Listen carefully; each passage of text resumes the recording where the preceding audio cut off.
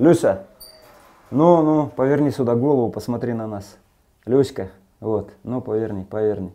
Люсь, ну чё ты? Бул үкү Александр Малышевдин үйүндө жашап жатканына 3 күн болду. Бул убакытта ага өзүнчө ысымдай карып койгон. Аны жолдо уча албай алсыз жатканда таап келгенин айтат. Жашап кетиш үчүн үкүлөр тууралуу дароо маалымат алып, тамактануусуна өзгөчө көңүл буруп жатыптыр. Ну вот она у меня сейчас живет 3-й день. Мен таап үйгө алып келгенде бул үкүнүн буту баспай калган экен. Оюмча дарактан алы кетип кулап, буту кайрылып калган окшойт. Мен атайын шак тагып, байлап койдум. Үйгө алып келгенде абалы аябай начар болчу. Катуу уулангандан жатып калган эле. Силердин келээрдин алдында эле тамактандырдым. Үкүлөр тамактанганда сиңирбей калгандарын кусуп салат. Бул эң башкысы. Анткени бул үкү жакшы болуп баратат дегенди билдирет. Александр Малышев өзү жаныбарларга жакын экен. Буга чейин ооруп калган тыйын чычкандарды да дарылап жакшы кылып алган. Учурда алар менен бир үйдө жашайт экен. Аны жакшы билген кошуналары талаадан ууланып калган дагы 2 жаш үкүнү алып келип беришкен. Алардын дагы абалы аябай начар болгон. Тамактандырып дарылаганынан майнап чыккан эмес, экөө тең бир күндөн кийин өлүп калыптыр. Несмотря на то, что кажется такое создание приятное. Бул окуядан кийин Александр Малышев Чүй областынын Новопокровка айылына барып, үкүлөрдүн массалык түрдө кырылып жатканын өз көзү менен көргөн. Мындай көрүнүш аталган аймакта айдоо жерлери химиялык каражаттар менен дарылагандан кийин болду деп божомолдоодо. Так не должно быть, по всему так не должно быть.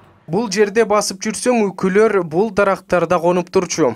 Көз салып караган адамга көрүнүп турат эле. Бирок азыр мындай көрүнүш болуп жатат. Бул 5 күндөн кийинки көрүнүш. Мен тапкан үкү бул жакта жаткан экен. Ал эми талааны химиялык заттар менен дарылап жаткандар тиги жакта эле. Ошондон массалык түрдө өлүп калды деп ойлоп жатам. Экологдор карап көрүш керек. Бул жакта талааны эмне менен чачып дарылады? Иликтеш керек деп ойлойм. Мындай көрүнүш болгондо баары анализ кылып иликтеш керек эле. Бирок биз айтып чыксак да эч ким унчукпай койду. Мен пенсионермин. Үкүлөрдү сактаганга аракет кылып жатам. Бирок мамлекеттик органдар үн катпай, аракет кылбай жатканы өкүндүрөт. Үкүлөрдүн өлүп жатканы боюнча маалымат менен Новопокровка айыл өкмөтүнүн кабары бар. Учурда аймакта үкүлөр эмнеден улам өлгөнүн аныктоо үчүн тиешелүү иштер жүрүп жатканын билдирди. Үкүлөр уу жеп алган чычкан менен тамактангандан кырылышы мүмкүн деген да божомолдор бар. Маалыматтар боюнча Чүй областында жалпысынан үкүнүн 18 түрү жашайт.